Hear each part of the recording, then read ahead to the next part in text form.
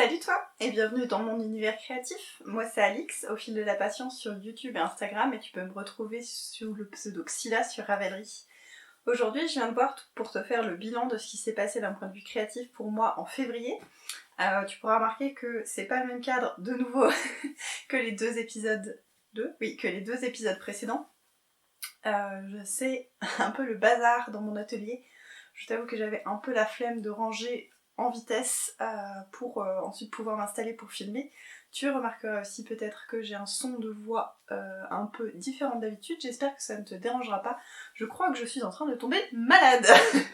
Je n'y peux pas grand chose, donc je sais pas pourquoi je m'excuse, mais voilà, j'avais envie de garder mon rythme et de revenir te voir pour faire ce bilan de février à peu près dans les temps. Je vais commencer par ce que je porte. Ici tu n'en vois que le haut, mais c'est une robe fil d'art, une robe tricotée, que je n'ai pas tricotée. C'est ma maman qui l'a tricotée, à l'époque où je ne tricotais pas encore. Je ne sais plus de quel catalogue elle est issue, par contre elle a été tricotée avec des fils Partner 3.5. Je la passe en machine à 30 degrés avec mon linge. Elle vieillit extrêmement bien et j'adore la porter. C'est vraiment une robe une robe sac à patate. Ça donne pas envie comme ça, mais j'aime beaucoup le col, les manches qui ne sont pas longues, et du coup ça m'évite de constamment être en train de les retrousser. Extrêmement confortable, qui tient chaud mais pas trop. Donc voilà, je l'use et je l'use encore parce que je l'aime beaucoup, et j'aime beaucoup les coloris aussi. Voilà. La chose principale que j'ai terminée courant février, c'est le fameux Joannette dont je t'ai parlé la dernière fois, que j'ai testé pour Pignanite. Alors, donc, c'est un pull qui est tricoté entièrement en côte perlée, donc, et qu'on peut porter donc comme avec le... donc, on va y arriver. La dame dit beaucoup, donc il faut pas lui en vouloir. Donc, je recommence. Le nœud de ce pull peut se porter dans le devant ou dans le dos. Il peut se porter sur le devant ou dans le dos. Donc on a un côté avec un col V et ce côté avec le croisé. Alors j'ai tricoté ce pull en noir dans l'objectif que ça devienne un pull basique que je puisse porter très facilement, ce qui rend la chose très compliquée pour te le montrer correctement en vidéo. C'est un pull qu'on tricote, certaines parties se tricotent en rond, certaines parties se tricotent à plat. Il y a quelques coutures à faire qui sont très bien expliquées dans le patron, et surtout dans la façon dont le pull est construit, on a une maille lisière, ce qui facilite aussi énormément la couture, parce qu'on voit beaucoup plus facilement où piquer pour faire des coutures. Donc je pense que de ce point de vue là, il faut pas avoir peur des coutures. Donc voilà, la construction du dos est extrêmement intéressante. J'étais vraiment très curieuse aussi de voir ce point-là, et c'est très très bien construit. Je t'en dirai pas plus parce que ça reste un patron qui est payant. En tout cas, on fait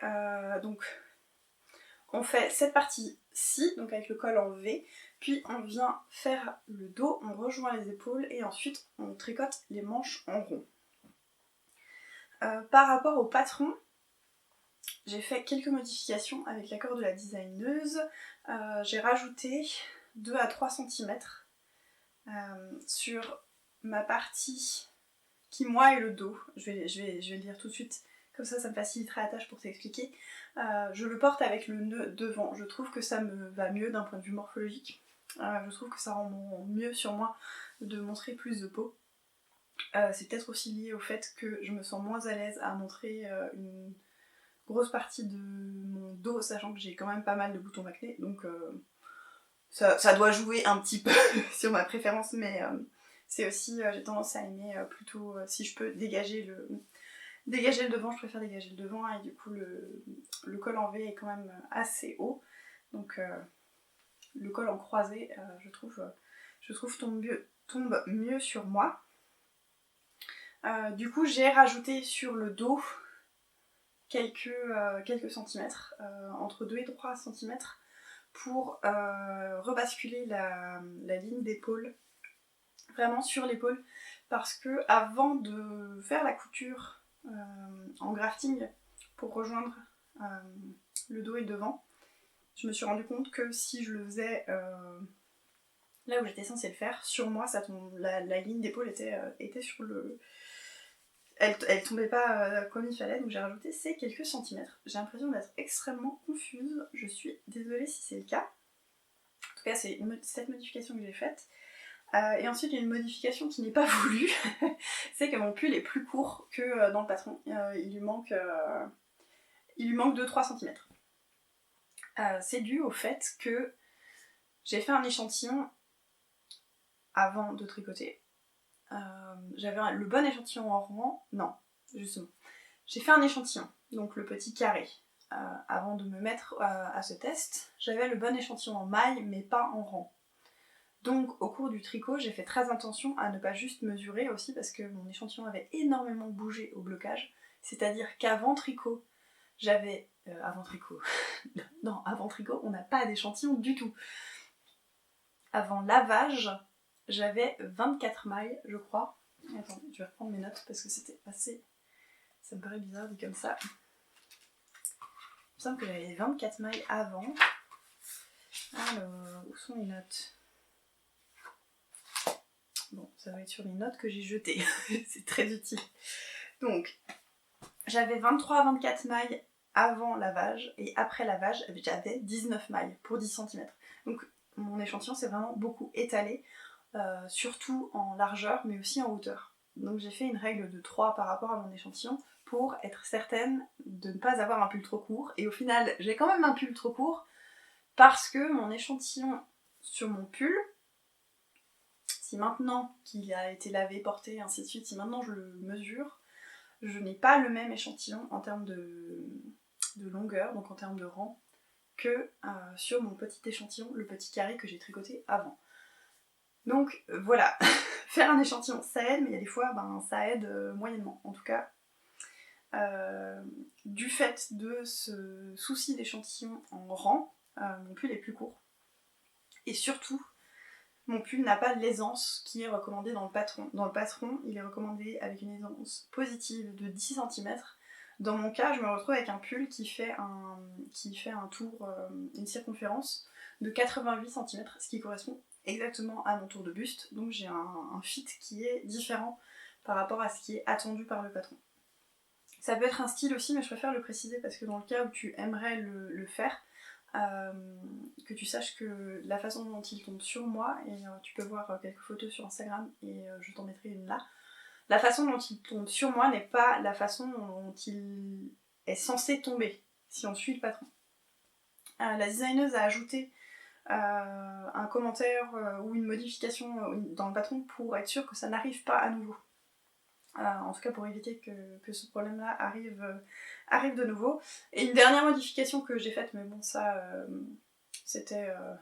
Enfin j'en ai pas discuté avec la designeuse parce que c'était marqué dans le patron aussi, c'est que mes manches sont plus longues que ce qui était prévu. Alors je ne sais pas si j'ai des bras d'orang-outan ou si c'est juste dû à ma laine ou quoi que ce soit, mais en tout cas j'ai fait des manches un peu plus longues pour qu'elles m'arrivent au niveau du poignet.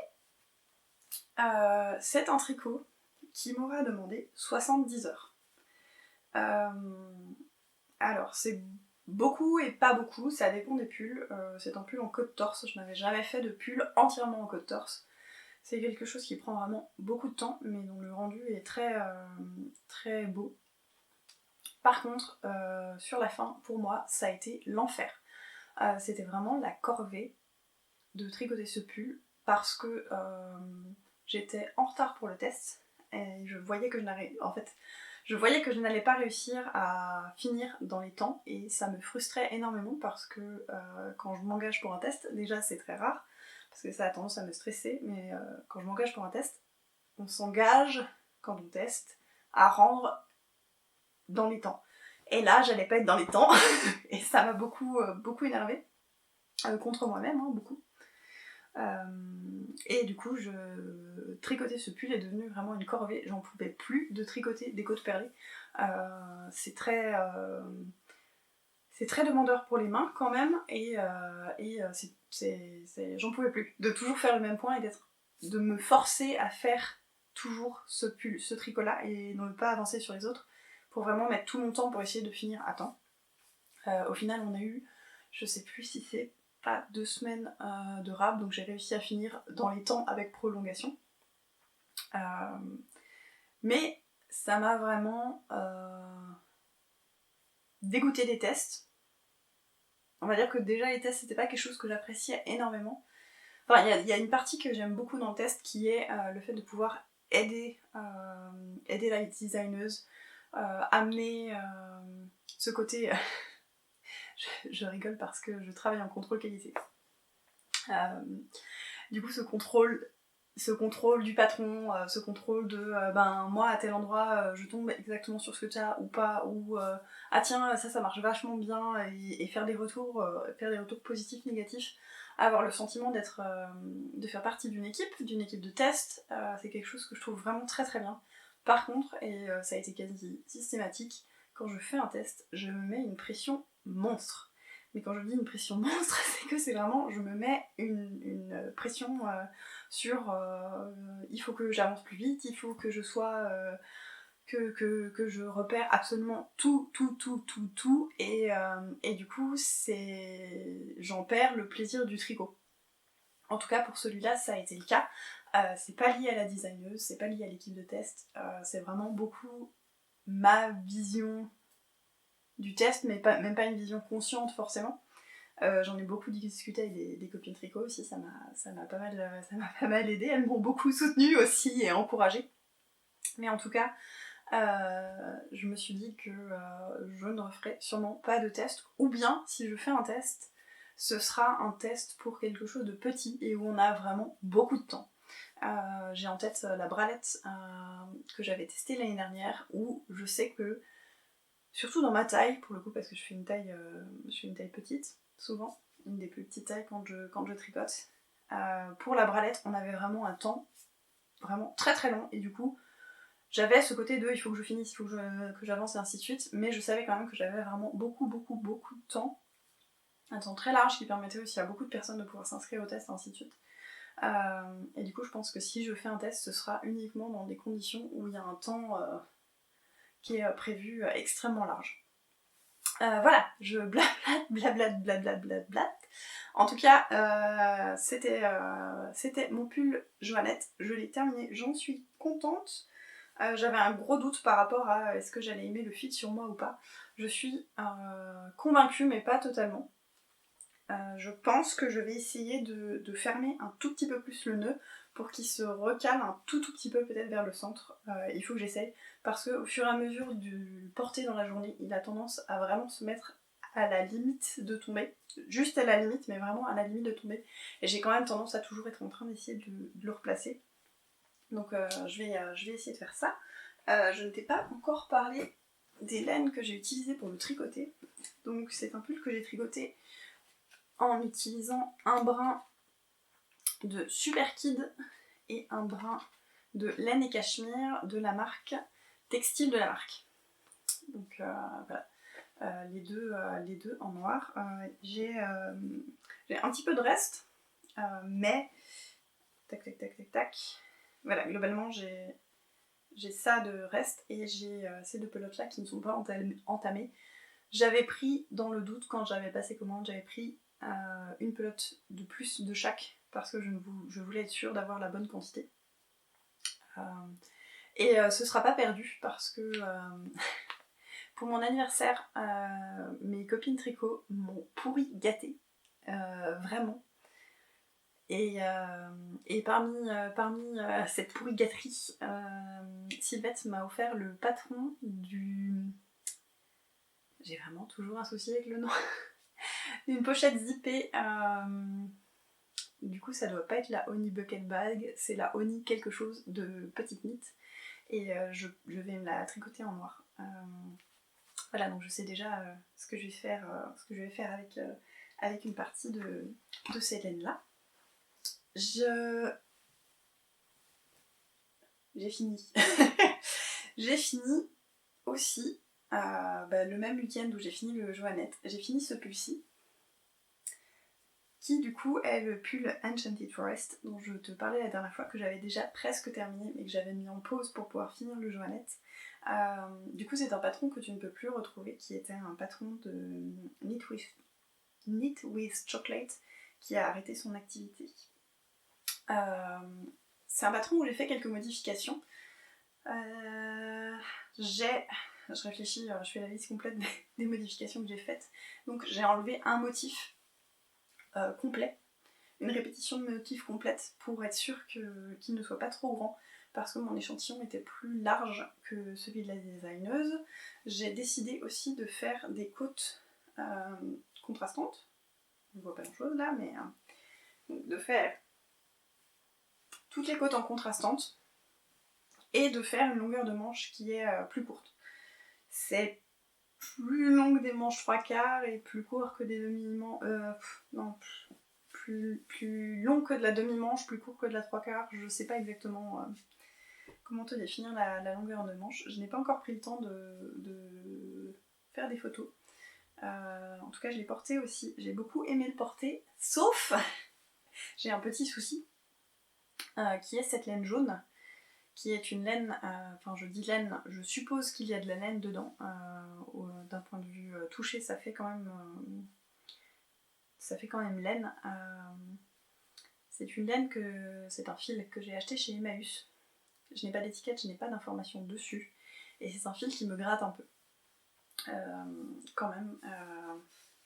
Au niveau de... J'en ai fait l'expérience durant la journée où je l'ai porté.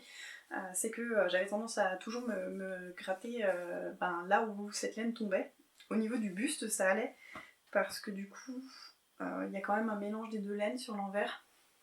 Donc je pense que ça me posait pas de problème, mais au niveau des bras, ça m'a pas mal gratté. Donc ce que j'ai fait, et c'est là aussi où je me suis rendu compte que c'était vraiment juste celle-là qui me grattait, c'est que j'ai retourné mes poignets comme ça, pour avoir en contact l'autre laine, qui est une laine qui vient de chez Les Petites Potions, qui a du coup aussi arrêté son activité. Et voilà ce qui me reste. Donc c'était sa base Highland, il me semble, mais je l'ai là. Donc voilà, c'était une base 100% Highland, non superwash, avec un fil noir. Donc là, c'est ce qu'on voit. Je sais pas à quel point on va le voir, mais en tout cas, c'est un fil où il y a un brun qui, par moment, est noir. Et c'est le coloris Craig Nadoun, il me semble. Oui, sa base originale, voilà. Et du coup, c'est une base fingering que j'ai tricotée en double pour obtenir un échantillon décalé. Je ne sais pas encore ce que je vais faire de ce petit reste, mais je suis certaine que je vais trouver. Et du coup, ça c'est l'autre qui vient de chez Emmaüs. J'en ai encore pas mal. Je verrai ce que je vais en faire, mais au moins maintenant, je sais que celle-là a tendance quand même un peu à me gratter à force. Même si honnêtement, quand je la mets comme ça, je pense... Je sais pas. Peut-être que c'était juste lié au jour. Il fait quand même pas mal sec en ce moment, et du coup, j'ai la peau qui est peut-être un peu plus sensible. En tout cas voilà, j'ai vraiment beaucoup aimé tricoter ce pull et j'adore le rendu. Il change pas mal de ce que je mets d'habitude en termes de rendu, de forme et ainsi de suite. Et je suis vraiment très contente parce que j'ai fait énormément de modifications quand même. Je me rends compte que je fais de plus en plus d'adaptations et de modifications sur les patrons et j'arrive de mieux en mieux à avoir quelque chose qui correspond vraiment à ce que je veux. Parmi les choses finies, parce qu'il y a encore des choses finies, donc là j'ai terminé hier. La dernière fois je t'en avais parlé, donc les paniers. Du coup j'avais, je sais même plus si j'étais en train de tricoter ou pas. En tout cas j'ai un gros panier terminé. J'ai un plus petit panier, mais un peu plus haut. On le voit là, qui dépasse un tout petit peu. Et un tout petit panier, qui est terminé aussi. Donc ce panier là, ce petit panier là, il me sert pour mettre ma poubelle dedans. J'ai une poubelle qui est métallique et qui a tendance un peu à marquer le parquet. Donc maintenant, elle marque plus le parquet. Et du coup, ces 2 paniers-là sont prévus pour être des paniers à chat, comme j'avais fait déjà l'année dernière. Et du coup, là, il y aura un très grand panier. Celui-là fait la même taille que le premier que j'avais fait et il me restait encore du fil. Mais je savais qu'il ne m'en resterait pas suffisamment pour faire un panier aussi gros. Donc j'en ai fait un plus petit. Et voilà, donc c'est tout des laines. La laine à poil, c'est une laine que m'avait donnée une amie. Alors, j'en avais vraiment beaucoup. Et comme je te le disais la dernière fois, j'aimais pas le contact du tout. Et je la voyais pas tricoter en pull, même en pull pour un bébé et ainsi de suite. Je trouvais que le contact n'était pas forcément très très agréable. Et en fin d'année dernière, chez Emmaüs, il y a un jour où j'ai trouvé énormément de laine qui m'intéressait, dont un paquet où ils avaient mis que des laines qui étaient dans des tons de brun allant jusqu'au jaune en passant par le rouge orangé. Il y avait une pelote de vert que je n'ai pas mis là. Mais sinon, je me suis dit, je les prends et ça me fera pour un panier.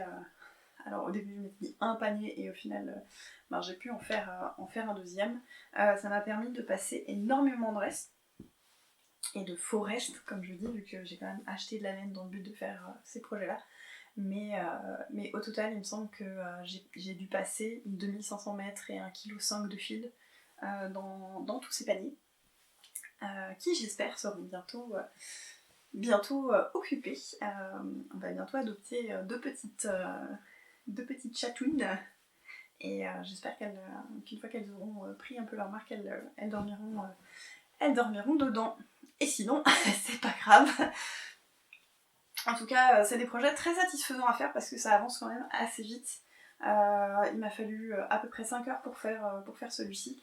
Un peu plus, entre 9 et 10 pour faire le grand. Et celui-ci, il a dû me falloir 1 à 2 heures, je crois. Donc voilà, c'est... Comme je disais la dernière fois, crocheter des paniers. C'est très satisfaisant, c'est un très bon moyen, je trouve, d'écouler ses restes. Et récemment, je sais plus qui c'est, il y a quelqu'un sur Instagram qui m'a laissé un commentaire sous le post où je présentais mon premier panier de restes, où je disais que j'allais en faire un panier à chat, et qui m'a dit qu'elle me piquait l'idée. Alors bon, l'idée, elle n'est pas forcément... Enfin, j'en ai pas la genèse, mais que du coup elle me prenait l'idée de faire des paniers à chat avec des restes et qu'elle allait en crocheter pour ensuite en faire don à la SPA. Et je me suis dit que c'était un très bon moyen aussi d'utiliser ces restes et de faire une bonne action en même temps. Donc c'est quelque chose, je pense, que je vais garder dans un coin de ma tête. Donc voilà pour les projets terminés, enfin les ouvrages terminés. Et du coup j'avais plusieurs projets et j'ai pu en monter 2. Donc j'ai maintenant 2 nouveaux en cours. Je vais commencer par celui-ci, qui est le Honey Bucket Bag que je tricote en duo avec Amandine, du compte Instagram Amandine Tricote. J'ai le fond. Donc voilà, j'ai fait le fond petite knit. Donc voilà, c'est un modèle de petite knit. Pardon pour le bruit des aiguilles. Donc, dans son patron Petite Knit conseille d'utiliser des aiguilles double pointe, c'est ce que j'ai fait. Ça faisait très longtemps que je n'avais pas utilisé, j'ai vraiment beaucoup aimé de nouveau utiliser des aiguilles double pointe. Et au centre, j'ai pas fait le même montage que celui qui est écrit dans le patron. J'ai fait un montage circulaire au tricot. C'est un montage que j'avais appris à faire quand j'ai tricoté ma couverture avec tous les hexagones. Et c'est un montage qui fonctionne un peu comme un cercle magique, donc qu'à la fin, j'ai la queue ici, et à la fin, en tirant bien, je vais pouvoir vraiment ne pas avoir de trou du tout. Je trouve que c'est un montage très propre à la fin. J'ai quelques tout petits rangs de motifs. J'en avais un peu plus hier, mais en reprenant le panier, j'ai fait n'importe quoi, et j'ai continué le motif en n'étant pas sur le bon rang. Enfin, je pensais être sur un rang, et en fait j'étais sur un autre, et ainsi de suite. Donc le motif faisait n'importe quoi. J'ai dû faire 6 rangs de motifs de nouveau là, et j'ai encore un doute sur est-ce que j'arrive vraiment à le faire correctement ou pas. Je pense que oui. Tu sens le doute dans ma voix. Je dirais que oui, mais je pense que j'ai pas encore assez de rangs pour vraiment me rendre compte de si c'est bon ou pas. Amandine a vraiment beaucoup avancé.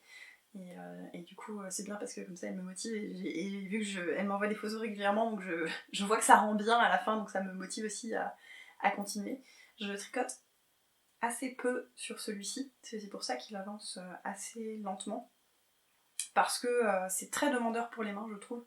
C'est un échantillon qui est assez dense et un point où il faut quand même faire pas mal de manipulations. Et du coup, je me méfie pour un peu préserver mon pouce, qui de temps en temps ronchonne quand même un petit peu. Et pour ce tricot, j'utilise ces 2 fils. Donc là, j'ai enroulé... hop, voilà. Donc j'utilise un brin de mohair et ce fil-ci. Je vais te sortir les étiquettes parce que en tête, comme ça, je ne l'ai plus. Donc celle qui est brune nuancée, c'est la Primula Adria Fil. Voilà. Je suis pas sûre que tu vois la même chose. Et l'autre, c'est de la Kid Opal, il me semble.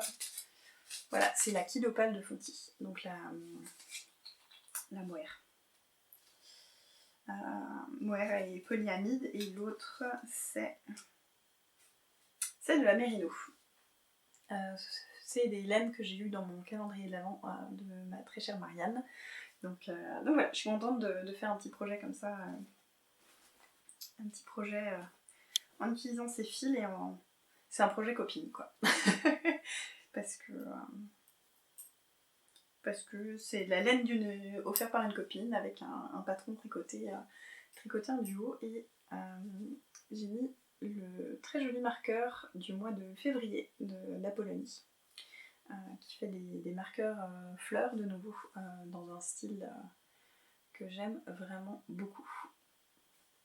Donc c'était celui de février. Je trouvais que les couleurs allaient bien avec donc j'ai mis ça dessus. Donc voilà pour un projet qui avance tranquillou. Un autre, la pelote se fait la malle. Enfin, il n'y en avait qu'une par terre, maintenant il y en a 2. J'ai monté aussi un autre tricot duo qui est le Radvent Cardigan de Emma O'Brien que je tricote en duo avec Marie de Atelier Rosélia. Et j'en suis là. Donc c'est un cardigan manche chauve-souris. Et du coup ça c'est une manche. Donc, je vais passer pour que tu puisses voir un peu. Donc voilà, c'est une manche. C'est une manche. Je ne sais pas combien de fois il va falloir que je le répète. Je pense que tu as compris que c'était une manche. Et du coup on tricote cette manche de bas en haut. Enfin, on tricote en partant du poignet. En théorie, on commence par les côtes. C'est ce que j'ai fait, mais la laine que j'ai prévue pour mes côtes, qui est celle-ci, ça commence à être un sacré bazar de fil ici, qui est celle-ci, est très légèrement plus fine que la laine fingering du bruit des aiguilles, qui est celle que j'utilise pour faire mon dégradé. Et sachant que c'est un échantillon pour de la fingering qui est quand même très... tu le verras, c'est très très souple parce que il me semble que c'est quelque chose comme 20 ou 22 mailles. On reprend le carnet. Voilà, 22 mailles pour 10 cm en fingering tricoté en sample. Donc c'est un échantillon qui est très lâche, qui j'aime beaucoup. J'ai le même échantillon sur mon Maritimo. Ça fait un tricot qui est très souple. Ça apporte du drapé. Et je pense que c'est très important pour un pull, en tout cas un gilet ici, qui a des manches chauve-souris, d'avoir quelque chose qui est vraiment souple, parce que sinon, au porté et d'un point de vue esthétique, je pense que ce serait pas l'idéal. Tu ne rêves pas il y a un peu de rose. Faut pas s'étonner que ce soit presque la tempête ici depuis quelques temps, je tricote du rose. Alors pas beaucoup et c'est noyé au milieu du reste, mais j'ai introduit un petit peu de rose.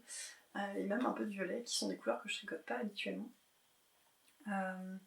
Du coup là j'ai déjà introduit 17 couleurs, ou bien je vais introduire la 17e. On revient au carnet.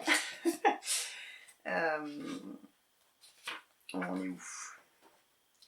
Ouais, je viens d'ajouter la 17e couleur, donc je vais en ajouter 3 autres derrière, qui sont les 3 qui sont là, et je les introduis dans cet ordre-là. Donc il y a ça, voilà, et du coup à la suite de ça, donc je suis là en ce moment en train de tricoter un orange, je vais passer sur un jaune orangé, puis un jaune plus pâle un jaune plus pâle, orange plus pâle, et un jaune presque avec un peu de vert de temps en temps. Tout ça pour dire que du fait que cette laine grise soit un tout petit peu plus fine et que je tricote en ce moment avec des aiguilles quand même assez grosses, je tricote en 4,5. Le rendu n'était vraiment pas beau du tout pour les côtes, donc j'ai décidé de défaire le petit peu que j'avais fait, les côtes, et de faire un montage provisoire au crochet. Donc je vais faire une manche, la seconde, on fait la manche et le corps en même temps, la manche et le demi-corps, la manche et le demi-corps, on rejoint dans le dos, et ensuite on vient relever des mailles pour faire le col, les côtes, et normalement les poignets sont déjà faits. Je me suis dit que moi j'allais venir ensuite, une fois que j'avais fait tout le reste, pour passer au entre guillemets finition avec le gris foncé, je vais relever des mailles et je vais en relever plus que ce qui est dit de faire dans le patron. Et même chose pour les poignets. Je pense que je vais faire quelques augmentations pour avoir un peu plus de mailles, pour avoir un rendu qui soit plus joli, pour pouvoir descendre en termes d'aiguilles et avoir un rendu de côte qui soit esthétique. Sachant que, tu l'as peut-être vu, on va le réessayer. Donc ici j'ai mon début de corps qui devrait se retrouver à peu près comme ça. Ma manche elle est déjà très longue, j'ai presque pas besoin de faire de côte. Alors qu'en théorie dans le patron il y a encore 14 cm de côte. Donc je vais modifier, je vais faire quelques rangs de côte quand même, mais clairement pas 14 cm. Donc voilà, j'adore le rendu. Alors c'est très coloré, ça change de ce que je mets d'habitude, ça fait des rayures pour la simple et bonne raison que je fais des rayures. Dans le patron, la designeuse fait partir d'un coloris à un poignet et elle va jusqu'à... et elle change, elle fait des grosses rayures en fait. Surtout, on peut très bien avoir le poignet d'un côté qui est bleu et de l'autre côté qui est jaune par exemple. Je vous invite à aller voir les photos sur Ravelry aussi, il y a quand même pas mal de projets pour vous donner une idée. En tout cas, moi je préférais avoir quelque chose de symétrique. Pardon, j'ai donné un coup de pied dans la caméra, c'est un peu le bazar aujourd'hui. Donc, comme je voulais quelque chose de symétrique, j'ai recalculé tout le changement de couleur dans le patron pour pour avoir quelque chose de symétrique, pour introduire aussi uniquement 20 couleurs au lieu de 25, et pour faire un effet un peu plus fade, j'ai fait un système de rayures. Alors, du coup, sur ce côté-ci, on voit vraiment très fort les rayures. C'est quelque chose que j'aurais pu modifier aussi avant et avoir en tête, mais au final c'est pas grave et je le porterai dans le sens qui est prévu. C'est que comme toujours en fait, l'envers donne un fade qui est donc un dégradé qui est plus doux. On voit quand même l'effet de rayure mais de façon un peu moins marquée que sur l'endroit. Donc voilà, c'est un projet qui est extrêmement motivant parce que j'ai toujours envie d'introduire la nouvelle couleur. Je verrai, est-ce que c'est toujours aussi motivant ou pas une fois que j'aurai fini cette manche là, parce qu'après il faut que je refasse exactement la même chose. Mais c'est tellement plaisant que je pense que j'aurais pas de soucis à retricoter l'autre. Par contre, c'est une bonne logistique parce que j'ai constamment 2 pelotes. Il y a des moments où j'en ai même 3 et du coup il faut changer, couper et ainsi de suite. Donc c'est clairement pas quelque chose qui est transportable. Et il s'est passé quelque chose. Ne t'inquiète pas, il n'est pas fini. Mais j'ai tricoté un tout petit peu de ce châle qui est le Rhinelust. Voilà, mon châle que j'aime et dont j'aime la couleur et que je vais aimer porter, mais que le trigo, c'est toujours pas ça. Ça va un petit peu mieux, mais c'est pas la folie non plus. Je me suis fixé des petits objectifs de faire une répétition du motif de dentelle, si on peut appeler ça de la dentelle, en tout cas une répétition du motif par mois, puis après la partie diminution, puis je sais plus trop quoi. En tout cas, je me suis fait un planning qui me mène jusqu'à novembre, et si j'arrive à me tenir à ce petit planning, qui est vraiment... normalement, ça doit être... si je tricote un petit peu de temps en temps dessus, c'est censé me motiver. Pour l'instant, ça marche à peu près. Donc voilà, peut-être que d'ici la fin de l'année, j'aurai fini ce petit châle. Ce serait bien. Je l'ai mis dans mon finish line parce que j'aimerais vraiment le finir. Voilà, on a fait le tour. J'ai plein d'idées, ça fourmille dans tous les sens. Surtout pour là, je vais me rendre à la fête de la laine à Malakoff avec des copines et on va passer un week-end ensemble. Ça va être vraiment super chouette, mais du coup, il me faut un projet tricot. Enfin, j'ai un projet de châle que je vais sûrement monter pour emmener, qui va être un châle très facile. Facile au tricot. Et que je vais pouvoir faire en discutant avec les copines et dans le train et qui sera très transportable. Donc je t'en parlerai dans mon bilan de mars. Il faudra attendre un mois. J'aime bien ce rythme, je sais pas ce que toi t'en penses.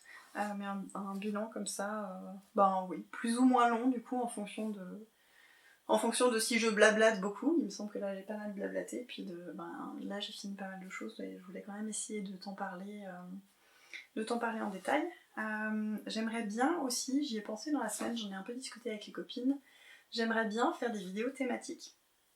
Alors j'ai quelques idées de thèmes, mais si toi il y a des choses que tu aimerais voir,